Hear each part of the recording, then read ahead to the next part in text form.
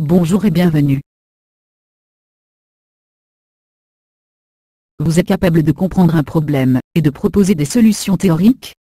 On reconnaît par ailleurs volontiers la solidité de votre expertise. Toutes ces qualités sont sans doute fort précieuses, et pourtant elles ne suffisent pas à faire de vous un bon manager. Dans une situation donnée ou face à un problème, vous réagissez en effet tout autant avec votre intelligence qu'avec vos émotions. Et bien souvent, c'est votre capacité à gérer ces émotions, c'est-à-dire votre intelligence émotionnelle, qui est déterminante. Cela signifie qu'au-delà de notre intelligence théorique, il y a une autre forme d'intelligence à prendre en compte, qu'on appelle l'intelligence émotionnelle. Nous résumerons les éléments de réponse que nous donne Daniel Goleman dans ses ouvrages, L'intelligence émotionnelle tome 1 et tome 2.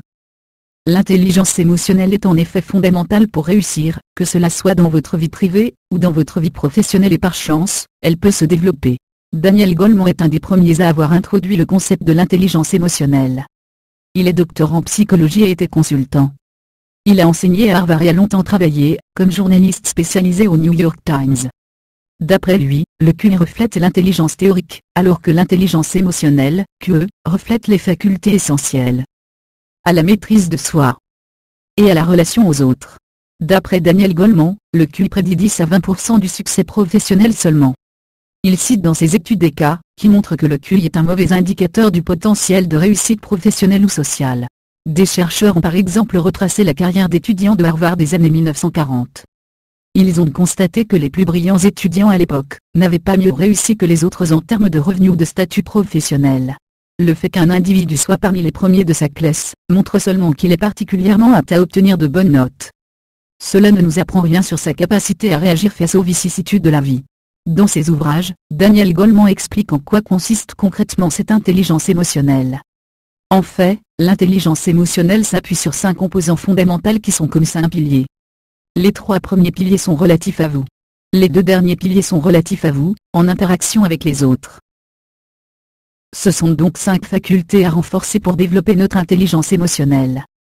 Pour illustrer le premier pilier de l'intelligence émotionnelle, voici un conte zen. Un samouraï se présenta devant un moine et lui demanda « Y a-t-il réellement un paradis et un enfer ? Qui es-tu » demanda le moine. « Je suis le samouraï. »« Toi, un guerrier » s'exclama le sage, interrompant l'individu en face de lui.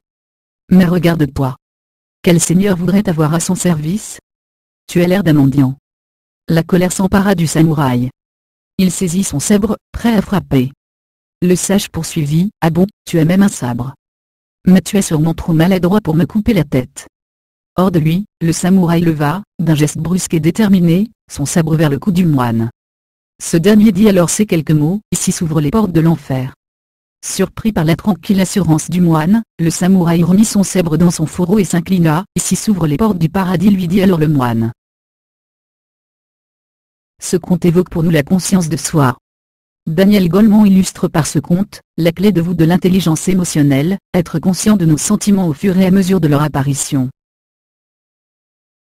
La conscience de soi, c'est être conscient de son humeur et pensée du moment.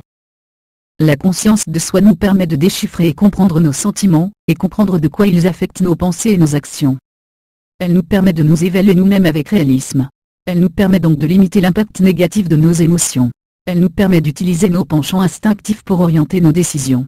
Dans son livre, Daniel Goleman attire notre attention sur un deuxième exemple pour illustrer le deuxième pilier de l'intelligence émotionnelle. David Pollock-Ruto, professeur de physique dans un lycée de Floride, fut un jour frappé à coups de couteau par un de ses meilleurs étudiants. Celui-ci, rêvant de faire ses études de médecine à Harvard, avait été furieux de recevoir une mauvaise note, qui risquait de compromettre ce projet, et avait agressé son professeur. L'étudiant fut acquitté par le tribunal qui considéra qu'il avait connu une folie passagère. Il fit par la suite de brillantes études. Mais comment un étudiant intelligent peut-il être amené à commettre un acte si rationnel ? La réponse est que notre QI n'est pas forcément lié à nos réactions émotionnelles. Cet étudiant n'avait pas la maîtrise de soi, qui est la deuxième composante de l'intelligence émotionnelle. La maîtrise de soi consiste à gérer nos impulsions et nos émotions. Pour faciliter notre travail au lieu de le gêner. La maîtrise de soi, c'est garder son calme et rester positif. Elle permet de rester concentré malgré le stress. Daniel Goleman cite l'expérience que fit un chercheur sur une population de vendeurs de polices d'assurance. Ce chercheur détermina ceux qui étaient d'un tempérament plutôt optimiste, et ceux qui étaient d'un tempérament plutôt pessimiste. Puis, il analysa les résultats sur les 2 premières années d'activité. Il a constaté que les vendeurs optimistes réalisaient 37% de ventes de plus que leurs collègues pessimistes. Il a alors convaincu une compagnie d'assurance d'embaucher des candidats qui avaient de bons résultats aux tests d'optimisme, et qui avaient échoué aux autres tests d'admission. Au cours de la première année, leur chiffre a dépassé de 21%, celui des pessimistes est de 57% au cours de la deuxième année. D'après Daniel Goleman, la capacité à se motiver utilise nos envies profondes comme une boussole pour nous guider vers nos objectifs. Elle nous aide à prendre des initiatives. Elle nous aide à augmenter notre efficacité.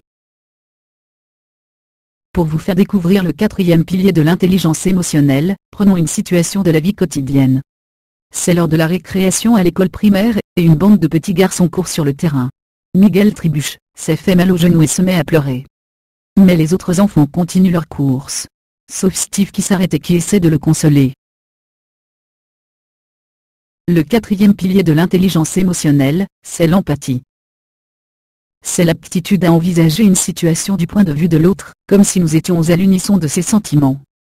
C'est décrypter les sentiments d'autrui. L'empathie nous permet d'entretenir de rapports harmonieux avec une grande variété de gens. Mais cela ne signifie pas forcément être d'accord avec eux. Pour aborder la 5e et la dernière composante, prenons l'anecdote racontée par Goleman en introduction de l'un de ses livres.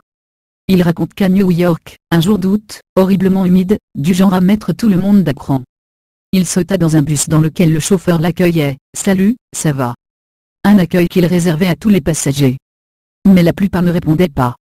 Mais pendant que le bus faufilait dans les embouteillages, une transformation lente et magique s'opérait. Le chauffeur ne s'arrêtait pas de parler, commentant ce qui se passait aux alentours. « Tiens, dans ce magasin, il y a des soldats tout cassés. Avez-vous visité l'exposition dans ce musée? Elle est superbe. Avez-vous vu ce film dont vous voyez l'affiche ?» Le plaisir qu'il tirait des innombrables possibilités de la ville était contagieux. Dans le bus, les passagers avaient perdu leur arme rose, et lorsque le chauffeur leur a crié « À bientôt, passez une belle journée », il le gratifiait d'un sourire. La gestion des émotions d'autrui est l'aptitude à utiliser la contagion émotionnelle à bon escient. Elle demande de savoir décrypter avec acuité les situations et les réseaux humains. Et de bien maîtriser ses émotions dans ses relations avec autrui. La gestion des émotions d'autrui permet de persuader, de guider, d'animer des équipes, de négocier et de régler des différends.